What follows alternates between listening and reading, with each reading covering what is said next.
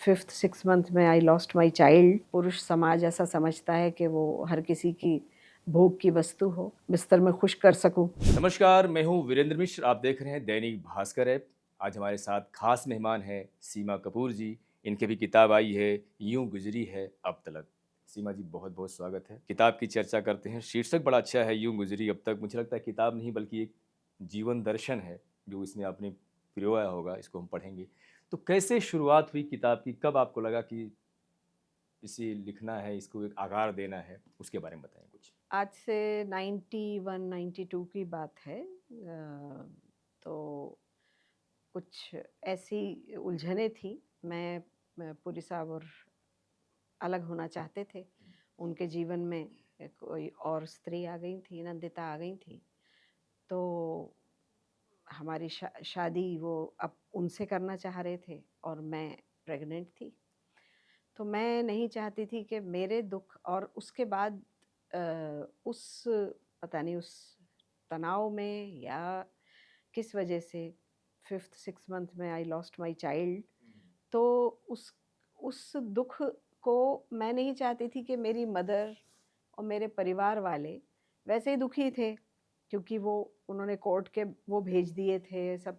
वो जी। पूरी साहब ने। जी, पूरी साहब ने। तो मैं उन्हें और ज़्यादा दुख नहीं देना चाहती थी रो के।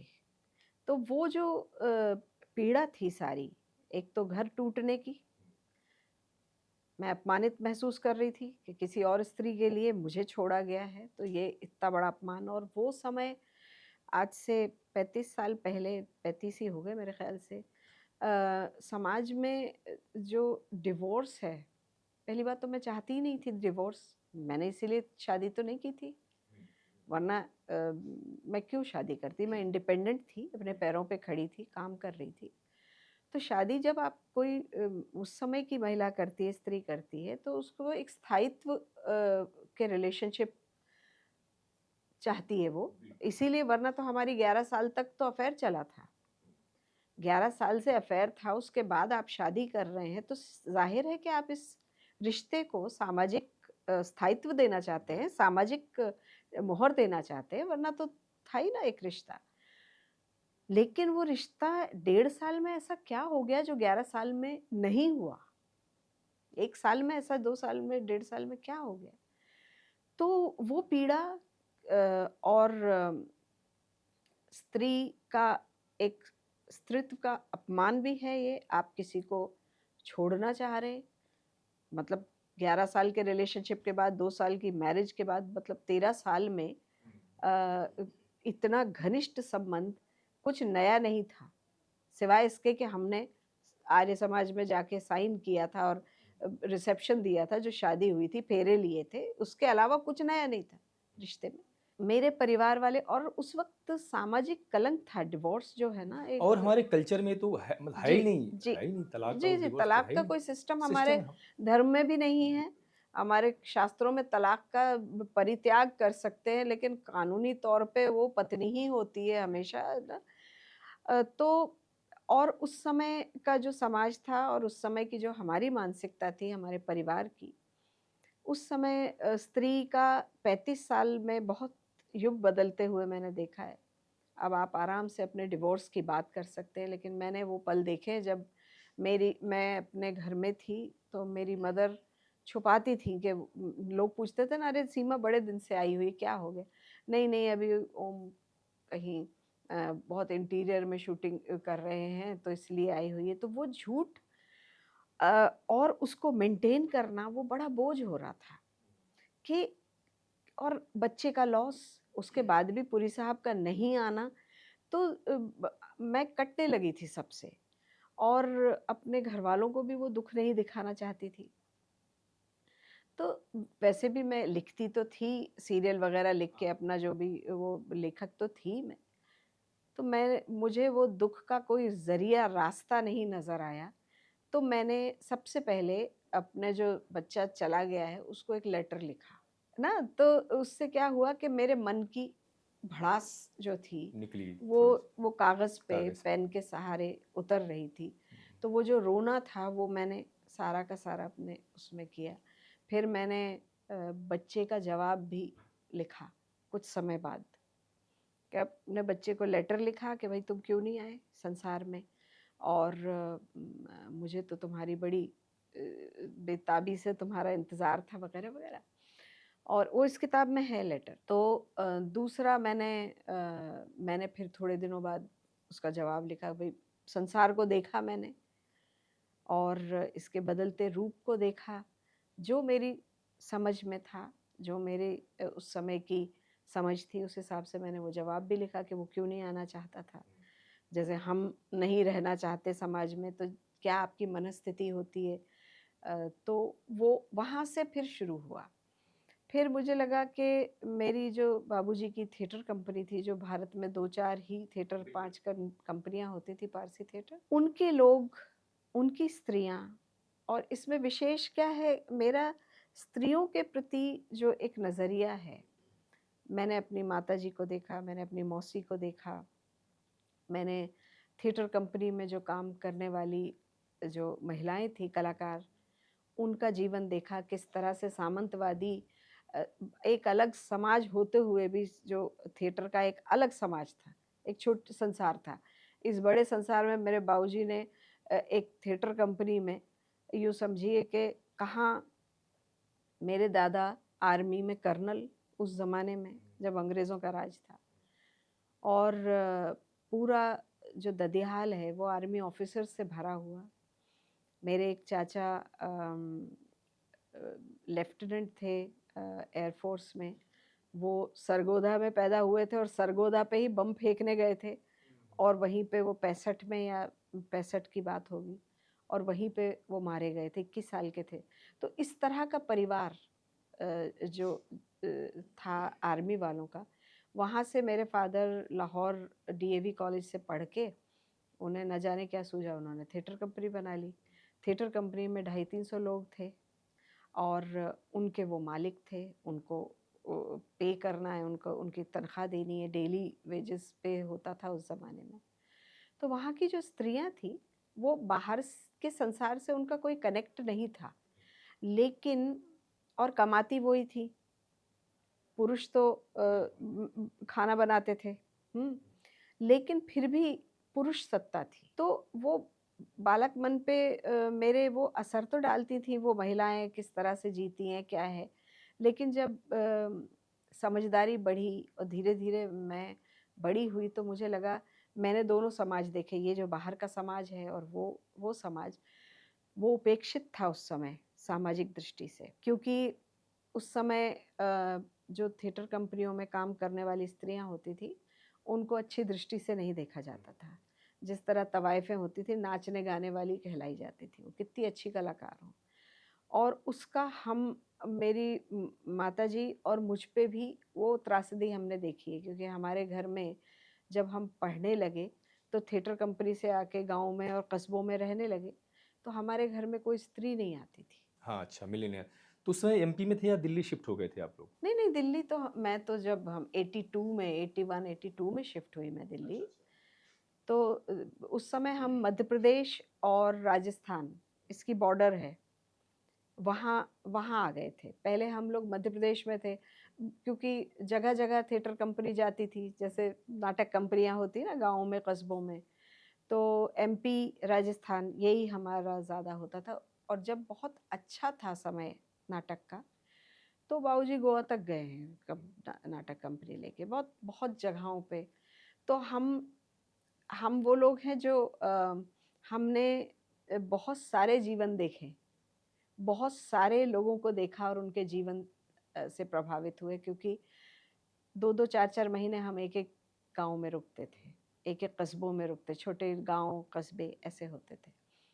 तो बहरहाल, तो वो जो त्रासदी थी उन स्त्रियों की, जो समाज से उपेक्षित भी थी और समाज से बाहर भी थी। मैंने ये समाज भी देखा, वो समाज भी देखा।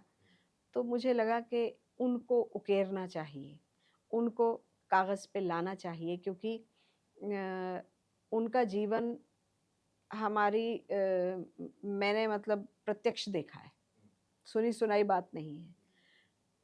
तो फिर वो लिखना शुरू किया मैंने। उसमें बहुत इंटरेस्टिंग, बहुत स्त्रियाँ थीं जो हमारी थिएटर कंपनी में थीं। इस तरह से ये शुरू हुआ, तो मुझे लगा कि मेरे जीवन को के इतने रंग हैं और इतने टर्मोइल हैं, इतना सब है, तो लिखना चाहिए। इसमें मतलब थिएटर से लेकर अब तक की सारी बातें हैं या कुछ बचपन से। बचपन से लेकर सारी जी, बातें जी, लिखी आपने? जी। ये भी कहा जाता है कि मतलब जो लिखने से दिल का थोड़ा बोझ हल्का हो जाता है, जो मन में चीज़ें थी जो थोड़ा वो कागज़ उतारने से जो है।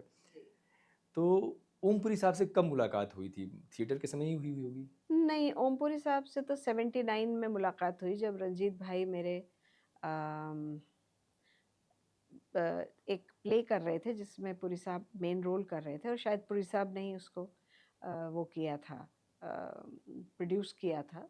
तब वो स्ट्रगल कर रहे थे, और रंजीत भाई उस समय, जो मेरे बड़े ब्रदर हैं रंजीत कपूर, वो उस समय के मतलब टॉप के नाटक डायरेक्टर थे।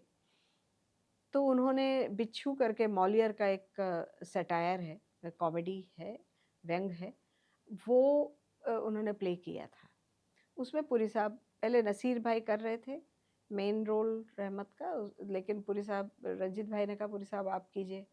तो पुरी साहब उन दिनों छोटा एक दो रोल कर रहे थे जो बड़े गंभीर थे, तो उन्होंने कहा तो कॉमेडी है, तो रंजीत भाई ने कहा कि नहीं, एक्टर तो एक्टर होता है, और उनकी टाइमिंग भी बहुत अच्छी थी, और उन्होंने इस तरह से, तब मेरी मुलाकात, तब मैं कॉलेज में थी, फर्स्ट ईयर में थी, 79 की बात है। तो हम लोग, मेरी भाभी, मैं और मेरी भतीजी ग्रूशा कपूर, वो भी एक्ट्रेस हैं, बहुत अच्छी, बहुत बड़ी, हम लोग बॉम्बे आए थे पहली बार। मेरा ये बॉम्बे का पहला सफ़र था, मेरी भाभी का भी पहला सफ़र था, तो वो अकेले आने में डर रही थी। उस ज़माने में ट्रेन में अकेले आना स्त्रियों का ना थोड़ा वो होता था, घबराहट। तो उन्होंने मुझे भवानी मंडी से ले लिया, बीच में ही है, और हम लोग फिर यहाँ आए, और यहाँ आकर पुरी साहब से पहली मुलाकात हुई। वो रिहर्सल कर रहे थे पृथ्वी में, तब वो पहली मुलाकात थी। अच्छा, शादी के बाद ही जो है क्यों मतलब विचार बदल जाते हैं पुरुषों? उससे अच्छा, उससे पहले जब हम साथ रहते हैं तो हर पल हर चीज़ बड़ा अच्छा लगता है, मतलब लगता है कि जो है चाँद तारे सारे समय जो है ये रुक जाएँ और हम साथ जो है बैठे रहें जो। और शादी के बाद ही अचानक क्यों जो है मतलब सारी चीज़ें, सारी स्थितियाँ विपरीत हो जाती हैं? इसको मैं एक निदा साहब का शेर याद आ रहा है, उसमें समेटूं उस बात को। दुनिया जिसे कहते हैं जादू का खिलौना है, मिल जाए तो मिट्टी है, खो जाए तो सोना है। तो जो चीज़ मिल जाती है उसकी वैल्यू नहीं रहती। और पुरुषों का सामंतवादी जो नज़रिया है, उसमें स्त्री जो है ना, वो हमेशा वस्तु सी समझी जाती है शुरू से ही।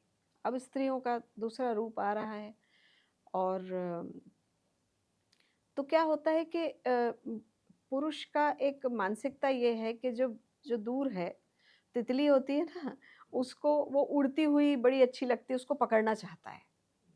जैसे ही पकड़ लेते हैं, तो तितली की खूबसूरती वो ख़त्म हो जाती है, जो वो उसकी स्वतंत्रता में होती है। उसको ऐसा लगता है, पुरुष को, मुझे लगता है।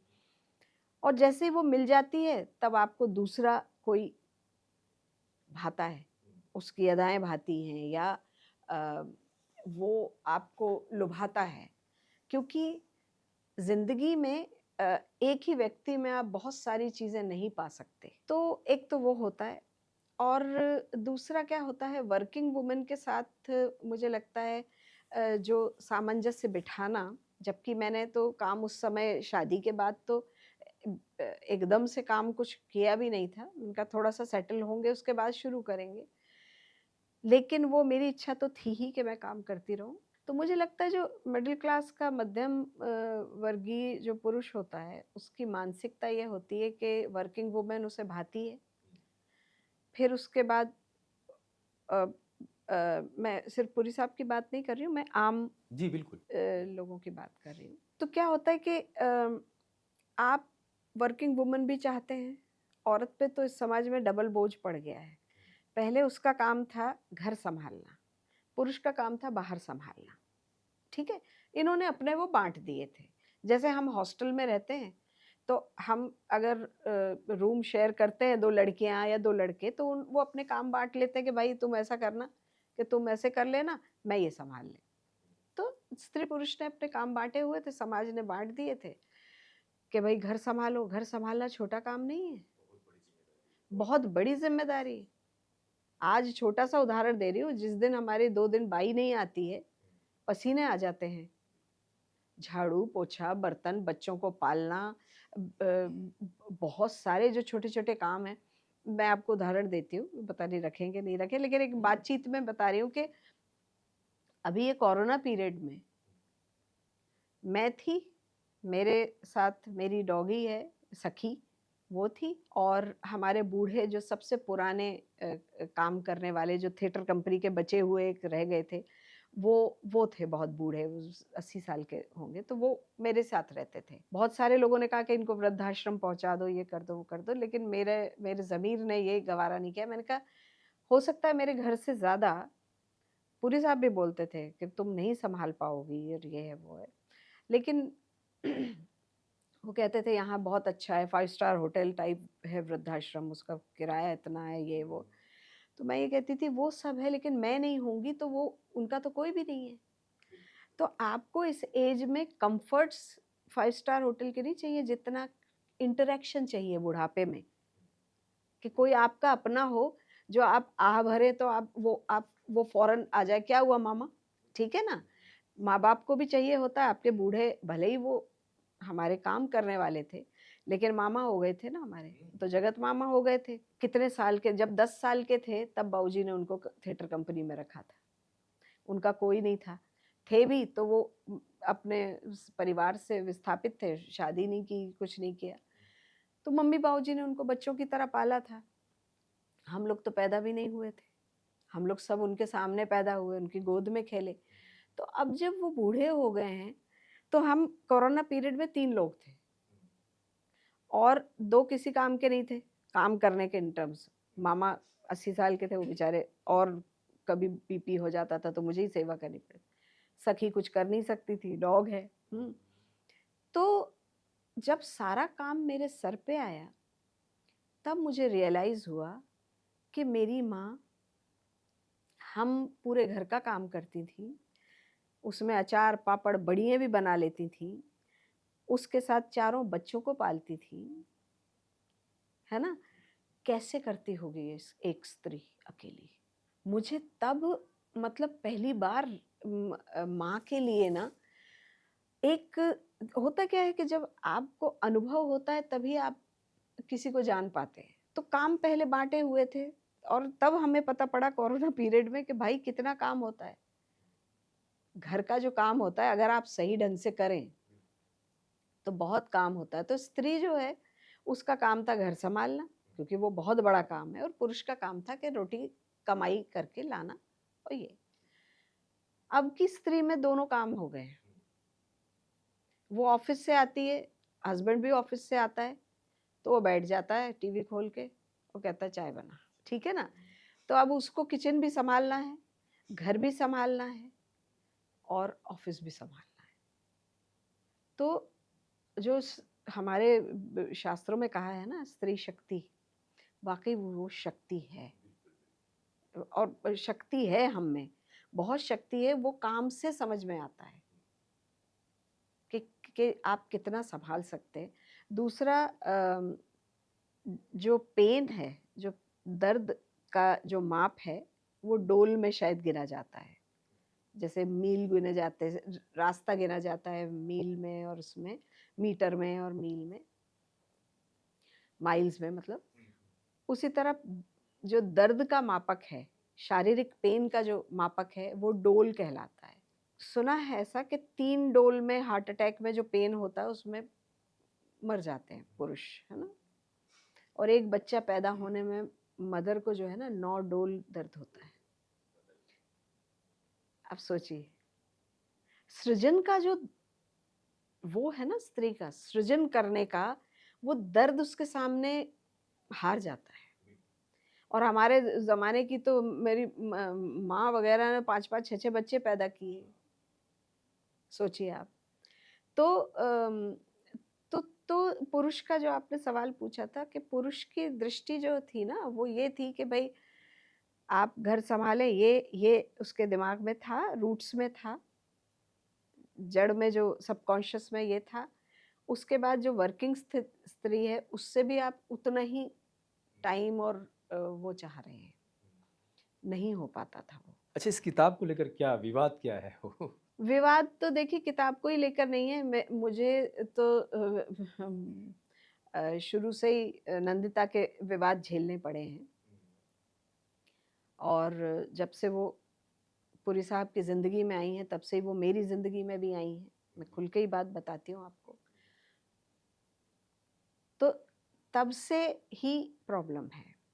मैंने कभी पुरी साहब को किसी भी पेपर में या किसी भी जगह पे कोई आप देख लीजिए, कभी भी उठा के आप देख लीजिए कि जब हम अलग हो रहे थे और वो कोर्ट में भी चले गए थे तो मैंने ही कहा, मैंने कहा मुझे नहीं लड़ना है। लड़के किसी को पाने की मेरी कोई ना ज़मीन, न जायदाद, न पुरुष स्त्री, मुझे लड़के नहीं पाना है किसी को, उससे कोई फ़ायदा नहीं होता है। आप लड़के तो ग़ुलाम ही पा सकते हैं ना, किसी को आप ग़ुलाम बना सकते हैं फोर्स से, दबाव से, हर तरह से, लेकिन आप उससे प्रेम नहीं पा सकते। नहीं पा सकते, बिल्कुल। है ना? और मेरा तो प्रेम छिना था, तो प्रेम मैं कैसे पाऊँगी उस आदमी से? ज़बरदस्ती तो पाया नहीं जा सकता। तो मैंने कहा ठीक है, एक आदमी खुश रहे, उनको खुशी नंदिता के साथ रहने में थी, तो आप ही खुश रहिए, मैं अलग हो जाती हूँ। तो ख़ैर तकलीफ़ तो हुई, बहुत तकलीफ़ हुई। तब से सब ठीक था। फिर उसके बाद मतलब उनका तो ठीक ही हो गया था, सब हो गया। जब पुरी साहब वापस आए, क्योंकि वहाँ से प्रताड़ित ही होंगे, कुछ ना कुछ तो समस्याएँ थी उनकी, बहुत सारी समस्याएँ थी और किताब से पहले ही आ गए थे वो। जब उनका ऑपरेशन हो रहा था, तो उनको जो केयर मिलनी चाहिए थी, जैसा वो कहते थे, उन्होंने ऑपरेशन अगले दिन है और एक दिन पहले उन्होंने मुझे लंदन से फ़ोन किया था और रोए थे और तब पहली बार उन्होंने मुझसे माफ़ी माँगी थी। और उन्होंने कहा था कि सीमा, मैंने तुम्हारे साथ जो किया मुझे माफ़ कर देना। तो वो सारी चीज़ें मैं भी, मेरे लिए भी वो रिश्ता बहुत अहम था। तो मैंने कहा अब इतने सालों बाद माफ़ी माँगने का तो क्या होता है, जैसे-जैसे समय है आपके ज़ख्मों को हील कर देता है, भर देता है, दुखों को भी भर देता है। और मैं जिस तरह की इंसान हूँ, मेरे अंदर बदला परस्ती या गुस्सा ज़्यादा देर तक नहीं रहता है। अब ये अच्छा है कि बुरा मुझे नहीं मालूम, मेरे भाई तो कहते हैं बुरा है क्योंकि फिर लोग समझते हैं कि मैं कॉम्प्रोमाइज़ कर रही हूँ, कि आप लड़ते ही नहीं हो। तो लड़ने की उस तरह की कुव्वत मेरे में नहीं है। कौन-सी लड़ाई? जीवन के संघर्ष की लड़ाई लड़ती हूँ बहुत हाँ, वो तो हिम्मत से, अलग है, बिल्कुल। और वो हिम्मत से। लेकिन मैं आपसे मुँह दर मुँह ऐसे लड़ाई नहीं कर सकती। आप गाली देंगे तो गुस्सा आएगा, लेकिन मैं गाली नहीं दूँगी, क्योंकि शायद मैंने अपने मदर फादर को भी लड़ते हुए नहीं देखा है कभी। इतनी लंबी ज़िंदगी उनके साथ गुज़ारी, तो उस तरह की लड़ाई, उस तरह का वितंडावाद जिसे बोलते हैं ना, गाली-गलौच हो रही है या ज़ोर-ज़ोर से। हमारे यहाँ तो बड़ा अजीब-सा संस्कारी परिवार था हमारा, कि बहुत सारे शब्द ही वर्जित थे। जवानी शब्द इस्तेमाल नहीं हो सकता था। मैं 10 साल की थी, वो फ़िल्म आई थी आन मिलो सजना, राजेश खन्ना का गाना अपने छोटे भाई के साथ नाच-नाच के गा रही थी।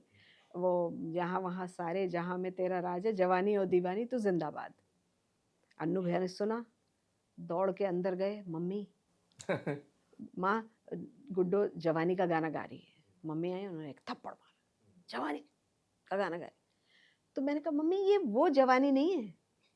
मैं ये कहना चाहती थी यूथ की बात हो रही है, लेकिन शब्द नहीं थे। दूसरा थप्पड़ पड़ा, सारी जवानियाँ मालूम है तुझे। तो हमारा तो इस तरह का था, गाली तो बहुत दूर की बात। सड़क पे कोई गाली देता निकल जाता था तो मेरे बाबूजी बाहर आते थे, तो गाली ऊँची ऊँची आवाज़ में, महिलाएँ इस तरह का वो था। तो वो संस्कार थे ही नहीं लड़ाई भिड़ाई और ज़ोर से।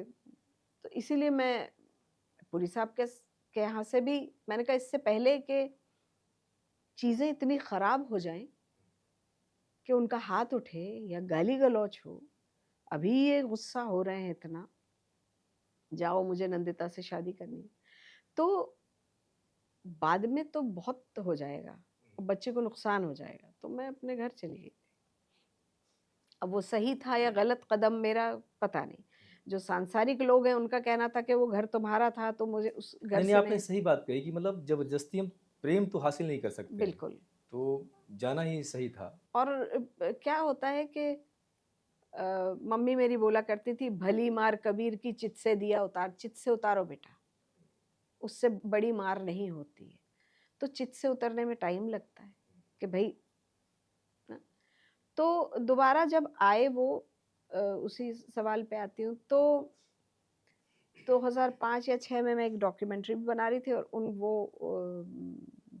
अकेले थे लंदन में, उनका सेक्रेटरी गया था और उनका मेजर ऑपरेशन था रीढ़ की हड्डी का, उनको पैरालिटिक अटैक हुआ था। तो वहाँ से उनको लगा था कि शायद वो नहीं बच पाएंगे, तो उन्होंने एक फ़ोन किया था माफ़ीनामे का। हर इंसान के अंदर एक वो तो होता ही, गिल्ट तो होता ही है, और वैसे भी कलाकार अच्छे थे, इमोशनल थे। अब हो गई थी ये गलती तो और उसके बाद वो आने लगे थे। जब रिकवरी हुई उनकी, बहुत कुछ महीनों उनका फ़ोन-वोन नहीं आया ऑपरेशन के बाद। मैंने भी उचित नहीं समझा फ़ोन करना, और इतना बड़ा नाम था कि अगर ईश्वर ना करे कुछ होता तो खबर मिल ही जाती। कुछ महीनों की रिकवरी के बाद वो आने लगे थे। उनको शायद एक सांत्वना मुझसे मिलती थी या प्रेरणा मिलती होगी कि कितने ही विकट परिस्थितियों में मैं मैं हार नहीं मानती। मतलब मुझ में जीवेषणा बहुत है। जीने की जो वो है ना, मुझे संसार बहुत अच्छा लगता है। बावजूद इसके कि इसकी जीने की सारी परेशानियाँ होती हैं, वो चाहे फाइनेंशियल हो, चाहे सोशल हो, चाहे जो ना इमोशनल हो, लेकिन फिर भी संसार तो बहुत सुंदर है। तो वो उस वजह से मैं पॉज़िटिव भी रहती हूँ एट दिस एज, है ना? और उस वजह से बीमारियों से भी शायद बची हुई हूँ, कोई भी बीमारी नहीं। तो वो जब आ गए, उसके बाद मेरी मदर 2010 में उनकी डिमाइस हुई, तो उनका और भी मेरे करीब आ गए थे पुरी साहब। उनको उनको थोड़ा ठहराव लगता था। लड़ाई झगड़ों से उनको भी परेशानी होती थी। 2010 या 11 में या 12 में शायद इन्होंने नंदिता ने बहुत सारे इंटरव्यू दिए थे, मेरे बहुत अगेंस्ट बहुत सारी चीज़ें बोली थी। पुरी साहब मुझसे बोलते थे सीमा तुम कोई एक्शन मत लेना, फिर बच्चे से नहीं मिलने देगी, फिर और झगड़े होंगे, फसाद होंगे तो मत करना। मैं कुछ रिएक्ट ही नहीं किया था। सिर्फ एक इंटरव्यू मैंने दिया जब सब लोगों ने कहा कि इतना ज़्यादा हो रहा है। वो भी जब पुरी साहब पे शायद डोमेस्टिक वायलेंस का केस डाला था इन्होंने। तो हम लोग 6-7 दिन तक पुरी साहब, मतलब वो इसमें त्रासदी लिखी हुई है, किताब ज़रूर पढ़ें, है ना? और राजकमल प्रकाशन का ज़रूर आप ज़िक्र करें, क्योंकि राजकमल प्रकाशन की मैं शुक्रगुज़ार हूँ कि उन्होंने हिम्मत की, क्योंकि ये कंट्रोवर्शियल तो है ही किताब, क्योंकि इसमें बहुत सारी ऐसी चीज़ें हैं जो किताब पढ़ के ही आपको पता लगेंगी। इंडस्ट्री का कुछ रूप, कुछ लोगों के ऐसे रूप, डिवोर्स के बाद की जो स्त्री की स्थिति होती है, परित्यक्ता को पुरुष समाज ऐसा समझता है कि वो हर किसी की भोग की वस्तु हो। वो उसको सांत्वना देने की जगह उसको सोचता है कि मैं शायद इसको बिस्तर में खुश कर सकूं। ये जो मानसिकता होती है उस समय स्त्री को इसकी ज़रूरत नहीं, दोस्ती की ज़रूरत होती है, मित्रता की ज़रूरत होती है, रिस्पेक्ट की ज़रूरत होती है, क्योंकि वो ऑलरेडी एक एक परित्याग के अपमान से जूझ रही होती है, तो उसको सम्मान की ज़रूरत होती है। और ये सब चीज़ें जो अगर इस किताब में है कि कुछ कुछ ऐसे कुछ डायरेक्टर्स थे या जो थे, जब मैं काम माँगने जाती थी तो उनका जो अप्रोच होती थी बहुत क्रूड नहीं होती थी, क्योंकि पढ़े लिखे हैं, बहुत उस तरह की नहीं होती थी, लेकिन बहुत सटल वे में जो उनकी वो होती थी, उससे मैं बहुत आहत हुई कि इतने बड़े-बड़े नाम आप बना रहे हैं, बहुत सामाजिक फ़िल्में बनाते हैं आप, ऑफ़बीट सिनेमा बनाते हैं, साहित्य और उसमें हैं आप, और आप इस तरह से स्त्री को देखते हैं। तो वो सारी त्रासदी है। तो मैं सचमुच राजकमल प्रकाशन की शुक्रगुज़ार हूँ। उन्होंने इनिशिएटिव लिया, उन्होंने ये बेड़ा उठाया और इस किताब को छापा। और अशोक माहेश्वरी जी को मैंने जैसे ही भेजा था, मैंने कहा मैं ये हैं, मेरे एक्सर्प्ट्स हैं थोड़े से, तो उन्होंने कहा नहीं आप लिखिए और हम छापेंगे, तो उन्होंने तुरंत राज़ी हो गए थे। तो ये सब चीज़ें हैं। और फिर उसके बाद जो मैंने एक इंटरव्यू दिया, तो उन्होंने लेके मुझ पे भी केस कर दिया मानहानि का। अब वो मानहानि का केस कर दिया, फिर वो चलता रहा, अभी तक चल रहा था। 2021 में पुरी साहब के जाने के बाद उनका वकील ही नहीं आता था। तो मुझे ये समझ में नहीं आया कि मान की आपके हानि हुई है, ठीक है ना, अब ऐसा क्या हो गया है कि वो हानि खत्म में लाभ हो गया है कि आप लड़ ही नहीं रहे केस। फिर एक और केस किया उन्होंने, एक मुझ पे एक और उन्होंने भेज दिया था, पुलिस का एक फ़ोन आया मेरे पास कि हमें आना है आपसे बातचीत करने, और ये मैंने कहा भाई मैं अकेली रहती हूँ और यहाँ वर्दी में मत आना। इतना जो इज्जत बनी हुई है 1 सेकंड में जाती है, बनाने में बरसों लगते हैं और 1 सेकंड में चली जाती है। आप मतलब मुझे ही घबराहट हो रही है, आप क्या पूछने आ रहे हैं। हम लोग जब संघर्ष का दौर था बचपन से, तब हमने ज़िंदगी में कहीं कोई गलत काम नहीं किया ना, अपने टर्म्स एंड कंडीशन पे अपनी ईमानदारी से वो किया। अब क्या हो गया? तो इन्होंने एक पुलिस में वो कर दिया था कि एक गाड़ी मेरे बच्चे का पीछा करती है और मेरी गाड़ी का नंबर और मेरा नाम। मतलब हमें तो ऐसा बना दिया कि जैसे वो क्रिमिनल नहीं होते, चीप वो बना दिया। तो खैर वो तो कोर्ट ने वेरिफिकेशन के लिए भेजा था कि ये है भी कुछ मसला के नहीं है। तो पुलिस ने आके उसको वेरीफाई कि भाई नहीं, ये लोग तो ये फालतू का डाला है सिर्फ वो करने के लिए, मानसिक यंत्रणा देने के लिए।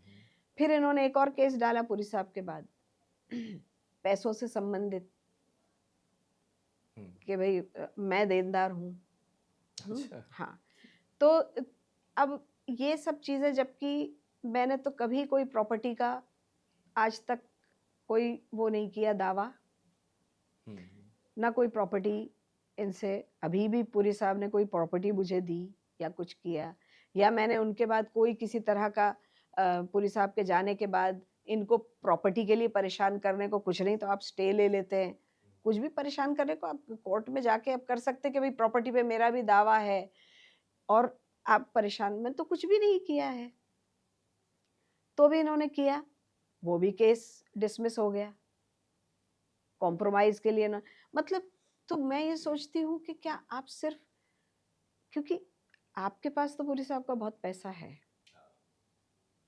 आपके पास समय भी है, आप और कुछ करते नहीं। मैं तो भई लिखना भी है, प्रोफ़ेशनल राइटर हूँ, सीरियल लिखती हूँ, फ़िल्म लिखती हूँ, फिर सीरियल बनाती हूँ, डायरेक्शन करती हूँ, एडिटिंग पे जाती हूँ, शूटिंग पे जाती हूँ बाहर। तो मुझे तो बहुत समय इस एज में भी मुझे ये काम करना पड़ता है, क्योंकि मुझे सर्वाइव करना है, मुझे रोटी कमानी है। मेरे पास ना तो समय है ना पैसा है वकीलों को देने के लिए, और ना मैं इतनी पीसफुल ज़िंदगी जीना चाहती हूँ कि मेरे पास उतनी अशांति भी नहीं है कि मैं लड़ूं। अंदर हो तो आप लड़ते हैं, है ना, तो आप फालतू में ही करते हैं। अब ये किताब पे तो उन्होंने कुछ नहीं किया, एक वकील का नोटिस अभी भिजवा दिया, मैंने तो पढ़ा भी नहीं, मैंने तो सीधे अपने वकील को दे दिया। अगर मुझे पढ़ के ना डिस्टर्ब नहीं होना। नोटिस किताब को लेके ही है कि किताब को लेके नहीं है, वो मुझे पता नहीं वो क्या है कि उसमें पेपर में न्यूज़पेपर में ऐसा छपा है कि उसमें ये हो रहा है कि शायद मर उनके पुरी साहब के डेथ से पहले आप उनकी वाइफ थी, ये कर रहे हैं। अरे भाई, ये को कभी आज तक दावा ही नहीं किया। नंदिता जुडिशियल सेपरेशन में थी। जब पुरी साहब गए हैं तो ये जुडिशियल सेपरेशन में थी। तो जो स्थिति उनकी है वो स्थिति मेरी थी एक तरह से, ना, क्योंकि वो भी उनसे अलग होना चाह रहे थे, ठीक है ना, बुढ़ापा वो पीसफुली गुजारना चाह रहे थे। तो ये सब चीजें हैं, उनको पता नहीं क्यों कोर्ट कचहरियों का टाइम बर्बाद करने का शौक है। अच्छा, उन्होंने भी कोई किताब लिखी है, वो क्या है, पढ़ी है आपने नंदिता जी ने? उस किताब को क्यों आप इतना तूल दे रहे हैं? नहीं नहीं, ऐसे ही पूछ वो रहा हूँ। अपनी अपनी अपने उसमें ही वो चली गई, इतनी वो थी उसके कारण भी, एक तो इनके कारण और दूसरा उस किताब के कारण भी पुरी साहब बहुत दुखी थे। क्योंकि देखिए, पुरी साहब एक कैरेक्टर आर्टिस्ट थे, है ना, और इंटरनेशनल लेवल के वो कलाकार थे, बहुत बड़े, बहुत मेहनत से वो एक जगह पे पहुंचे थे। और जिस एज में वो थे, भाई वो हीरो तो थे नहीं, कि जनता को हीरो के बेडरूम में झांकने का बहुत शौक होता है कि हीरो का किससे अफेयर चल रहा है, हीरो का क्या हो रहा है, कि भाई सलमान खान हो कि फला हो, जो भी हैं, अभी मुझे इतने नाम याद नहीं आ रहे, जो भी हीरो हैं आपके, उनके बारे में जानने का शौक होता है कि उनका किससे अफेयर चल रहा है। कभी भी हम भी जब छोटे थे तो राजेश खन्ना का किससे अफेयर चल रहा है, किससे शादी हुई, वो जानने पर हमने कभी भी प्राण साहब के बारे में या बलराज साहनी के बारे में हमें कोई इंटरेस्ट नहीं होता था कि वो उनकी शादी हुई है कि नहीं हुई है, क्योंकि आपके वो हीरो नहीं है। तो पुरी साहब के की उस तरह की जो चीज़ें हैं लिखी गई हैं उनके बारे में, उनके अफेयर्स के, वो बैड टेस्ट में थी, है ना। आपको, चलिए पुरी साहब ने आपको परमिशन दी कि नहीं दी, वो मसला मेरा नहीं है उनके जानने का, लेकिन मेरा एक एक नज़रिया है कि किसी और स्त्री के बारे में अगर आप लिख रहे हैं तो आपको बहुत केयरफुल होना पड़ेगा उसके चरित्र के हिसाब से।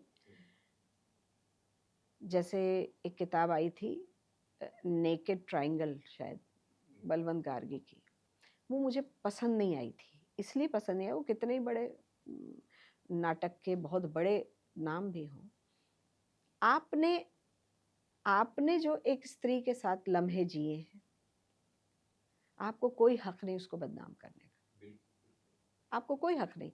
वो उसके पर्सनल थे, वो ये सोच के आपके साथ नहीं वो हुई थी कि कल को आप किताब लिखेंगे तो उसमें आएगा, वो रिश्ता ये। फिर दूसरा, आपको ये भी बहुत बड़ी जिम्मेदारी होती है, आज की डेट में वो स्त्रियां जो पुरी साहब की उस समय गर्लफ्रेंड होंगी या जिनके साथ उन्होंने समय बिताया था, वो आज नानी दादी होंगी। तो आपकी ये जिम्मेदारी बनती है कि उसको बहुत किस तरह से ग्रेसफुली, आप बिना नाम लिए उसको छू के और आप निकल जाएं। आप पुरी साहब को बदनाम कर लें चलेगा, आपके पति हैं वो, आप और जाने वो जाने, कल को पुरी साहब को कोई प्रॉब्लम होती तो वो आपसे लड़ लेते, वो अलग बात है। किसी तीसरे स्त्री का वो खराब बात है, ये मेरा मानना है। समाज का अलग ढंग है कि भाई शायद किताब बेचने के लिए ये चीज़ों की ज़रूरत पड़ती हो, लेकिन अगर आप साहित्य में जाते हैं तो अगर यही सोच के प्रेमचंद ने कहानियाँ लिखी होती हैं और रविन्द्रनाथ टैगोर ने कहानियाँ लिखी होती कि बेचने के लिए, तो कभी उनको वो सम्मान नहीं मिलता जो कभी नहीं मिलता सम्मान साहित्य का। कि आप ये सोच के, अब मैं ये सोच के मैंने ये किताब नहीं लिखी है कि मैं इसको कुछ कंट्रोवर्सी हो, और कर सकती थी मैं, लेकिन मैं ये चाहती हूँ कि ये किताब एक ऐसा अनुभव बने, एक ऐसी स्त्री का जिसने जो जो संघर्षों से भी हारी नहीं, और वो अपनी एक मकाम पे पहुंची। अपने पैरों पे खड़े होना भी एक मकाम है, और अपने अपने शर्तों पे जीना भी एक मकाम है, बिना कॉम्प्रोमाइज किए, बिना समझौते किए। जिस सिद्धांत को मैं सही समझती हूँ उन सिद्धांतों पे जीना, और ऐसी परिस्थिति में अकेले, हर तरह की परिस्थिति में, हर तरह के धक्के खाने के बाद भी आप अगर समझौते नहीं कर रहे हैं गलत, तो उसका मुझे गर्व है, और मैं चाहती हूँ कि इसी तरह से ये किताब पढ़ी जाए। अच्छा, फिल्म में डायरेक्ट करना कैसा एक्सपीरियंस रहा पूरी साहब मिस्टर कबाड़ी में? मिस्टर पुरी साहब के बारे में आप पूछ रहे। नहीं, अपने अ, बारे में बताइए सर। अ, वो क्या था, मैंने इससे पहले एक फिल्म बनाई थी, हार्ट द वीकली बाजार। तो हार्ट द वीकली बाजार जब मैंने बनाई तो उस समय 2009 में बनाई थी। पुरी साहब बोले मेरे को तो थोड़ा सा भी रोल नहीं दिया तुमने। मैंने कहा इसमें आपके लायक कोई है नहीं, ये स्त्री प्रधान। हाँ, उस फिल्म की काफ़ी चर्चा भी हुई थी, काफ़ी। जी जी बिल्कुल। तो उसको काफ़ी अवार्ड मिले उस फिल्म को, इंटरनेशनल बहुत सारे फेस्टिवल्स में गई है, इंडियन पैनोरामा में राष्ट्रपति अवार्ड तक के लिए नॉमिनेट हो गई थी। तो बोले मुझे नहीं लिया तुमने। अब जब मैं मिस्टर कबाड़ी बना रही थी तो बोले, मैंने कहा भाई इसमें अन्नू भाई हैं, और आपके लिए आपको दे तो छोटा रोल तो मैं नहीं दे सकती ना, जिस तरह के वो नहीं नहीं तुम्हें निकालना पड़ेगा, ऐसे थोड़ी, लिटरली नाराज हो गए। तो मैंने फिर क्रिएट किया एक सूत्रधार, स्क्रिप्ट में क्रिएट करना पड़ा उनकी जिद के आगे, और तो वो सूत्रधार का उन्होंने किया था। वो देखी किया थी फिल्म मैंने, जो है जी अभी भी कुछ जो फिल्म कर रही हो, भी जो है महिलाओं के ऊपर है, जी। वो शुरू हो गई या होनी है, उसके बारे में कुछ बताना चाहें अगर? स्त्री की स्वतंत्रता, क्योंकि मैं स्त्री की क्या पुरुष की भी स्वतंत्रता, मैं आध्यात्मिक रूप से बोल रही हूँ कि पुरुष की अपनी त्रासदी है, समाज में जीना है, परिवार चलाना है, उसकी अपनी त्रासदी है, अपने संघर्ष हैं, और उन संघर्षों के रहते भी वो मुक्त नहीं है। तो वो मुक्ति भी उसको चाहिए, स्त्री को सामाजिक मुक्ति भी चाहिए और आत्मिक मुक्ति भी चाहिए। लेकिन मुक्ति के नाम पे हम जो शराबें और सिगरेट पी लेते हैं, हमको लगता है कि ये छोटे कपड़े पहन के, शराब पी के और सिगरेट पी के ये मुक्ति है, तो फिर आप अपने आप को गुलाम बना रहे हैं, जो बाह्य चीज़ों को वो करके। स्त्री की मुक्ति तो कुछ और है। बिल्कुल, बहुत सही है। अच्छा, कुछ लोगों को आपने जो है हिंदी भी सिखाई, जो है जानवी को। जानवी को, हाँ। तो कब, मतलब फिल्म शुरू होने से पहले थोड़ा उस बारे में कुछ बताएं। फिल्म नहीं, जानवी को तो शायद मैंने 2018-19 की बात है। तो वो अपनी पहली फिल्म कर रही थी, तो रूमी जाफरी राइटर हैं फिल्मों के, बहुत कमर्शियल फिल्मों के तो बढ़िया राइटर, बड़े। हाँ, तो रूमी जब भोपाल से आए थे, स्ट्रगल कर रहे थे, वो पहले एक्टर के लिए, हाँ एक्टर बने। तो तब रूमी ने बताया भी है, इसलिए मैं बता रही हूँ कि तब ना अन्नू भैया के यहाँ फ़ोन था। तो रूमी ने लोगों के, भाई स्ट्रगलर को कहाँ से कांटेक्ट करें, तो अन्नू भैया के फ़ोन पे आता था, तब से आता था। और नोनी का भी, मेरे छोटे ब्रदर निखिल कपूर का वो दोस्त भी हो गया था, बहुत छोटा है हमसे, तो तब से उसका यह है कि गुड्डो बाजी बोलता है मुझे, बाजी मतलब बड़ी बहन, और घर में गुड्डो बोलते हैं मुझे, तो गुड्डो बाजी हूँ मैं उसकी। तो वो राखी तब से मैं बांधती हूँ रूमी को। तो उसका स्नेह बहुत है मुझ पे, और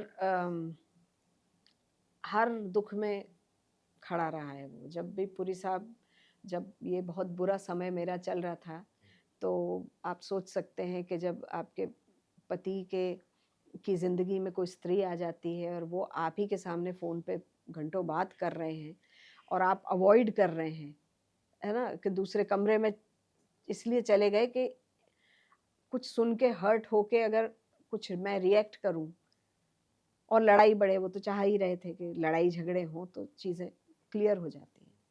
लड़ाई नहीं करने पे उनको मुसीबत थी। तो मैं अपना दुःख अन्नू भैया से कहने के बदले मैं रूमी के पास चली जाती थी। क्योंकि अन्नू भैया तो तो ऐसे भाई हैं जो लड़ने मरने पे आबादा हो जाते हैं। मेरे लिए बहुत प्रोटेक्टिव हैं, मेरे लिए बहुत उनके, मेरे आंसू नहीं बर्दाश्त कर सकते, मेरे दुख नहीं बर्दाश्त कर सकते।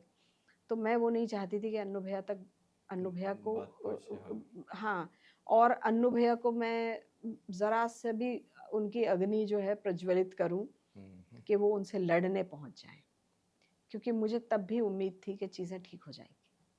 आखिरी दम तक आपको एक उम्मीद रहती है कि चीज़ें ठीक हो जाएंगी। इतना लंबा रिश्ता जिया होता है आपने, कभी तो याद आएगी उन लम्हों की जब बहुत वो थे। तो दोस्ती हमारी बहुत अच्छी थी पूरी साल। तो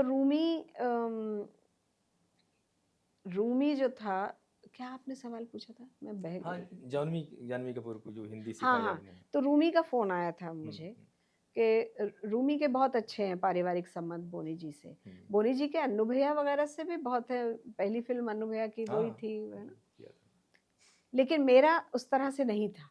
तो रूमी का फ़ोन आया कि गुड्डो बाजी आप अगर फ्री हैं तो जाह्नवी को थोड़ा सा वो दे सकेंगी कि थोड़ा कैरेक्टर का भी कुछ वो करना।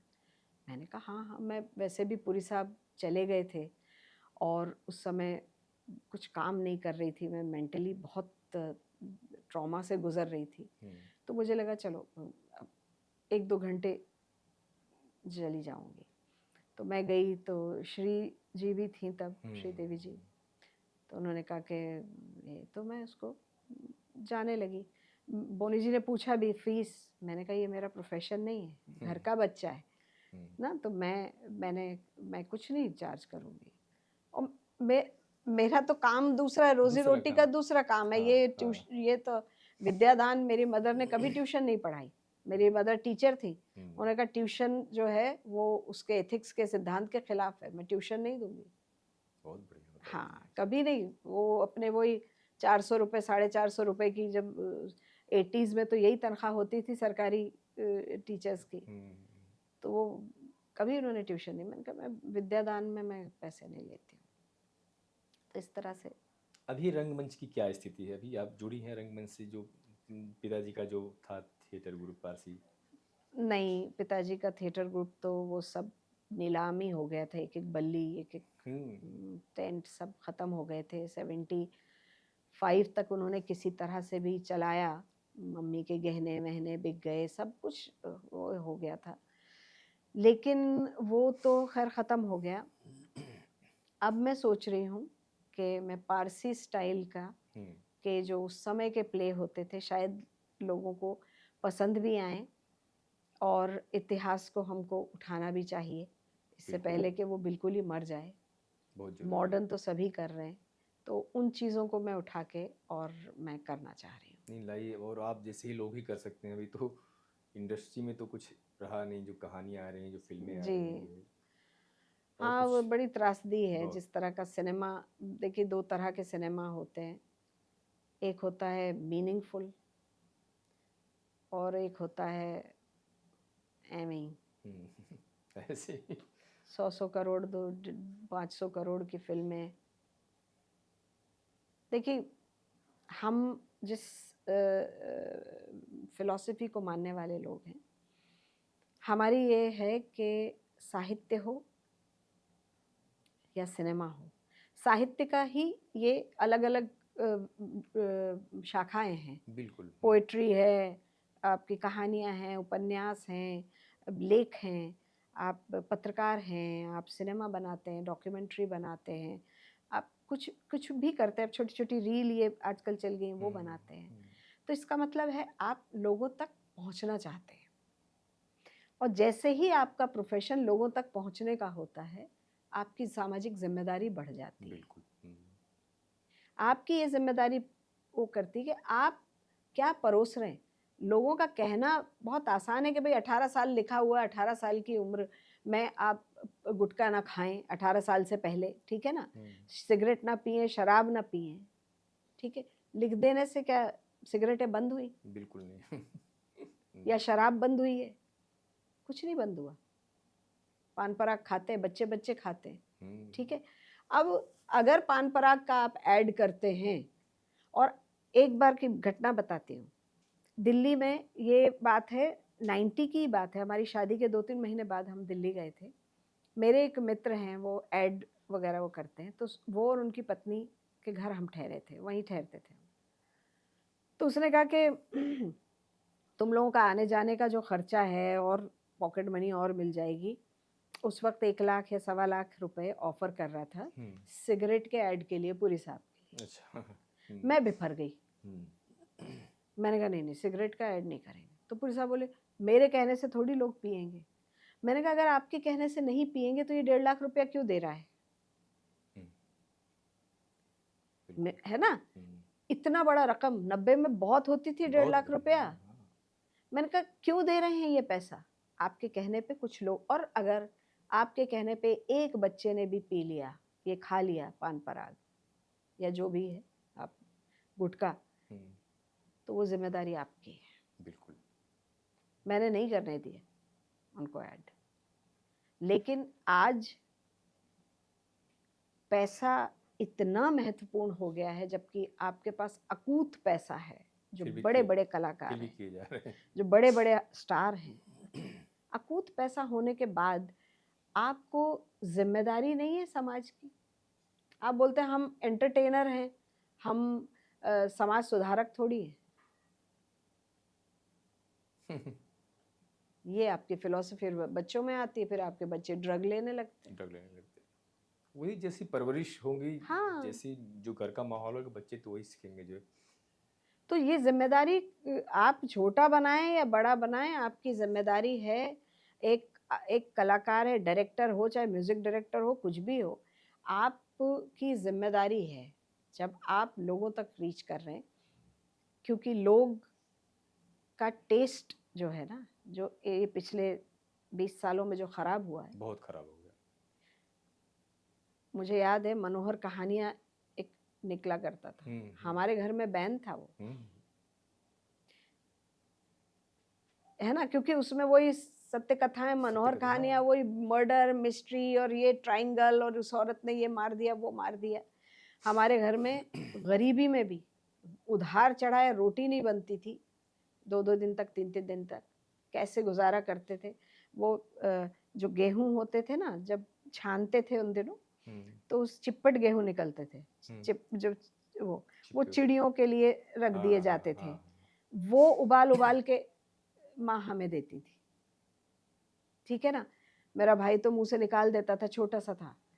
तो ऐसे समय में भी सारिका, हिंदुस्तान टाइम्स, धर्मयुग, नंदन, चंपक और पराग, कैसे मेरे माँ बाप अरेंज करते थे मुझे नहीं मालूम, उधार लेते थे कैसे।